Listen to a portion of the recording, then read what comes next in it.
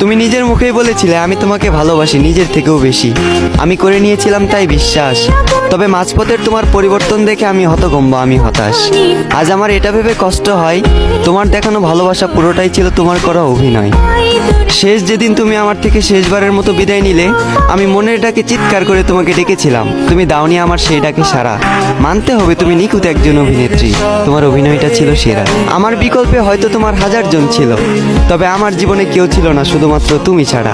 আজ তুমি অন্যের হাত ধরে পূর্ণতার পথে হাঁটো, আর আমি ব্যর্থতার পথে হাঁটি একা দিশেহারা। আমার বয়সটা খুবই অল্প, আর এই অল্প বয়সে বুকে জমা আছে দুঃখ শত শত। তোমার অভাবে প্রতিনিয়ত আজ আমার চোখে ঝরে অশ্রু, বর্ষার বাঁধ ভাঙা স্রোতের মতো। তোমার করা আঘাতের যন্ত্রণাটা ছিল ঠিক তেমন, দুর্ঘটনায় ছটফট করে মৃত্যুর যন্ত্রণাটা যেমন।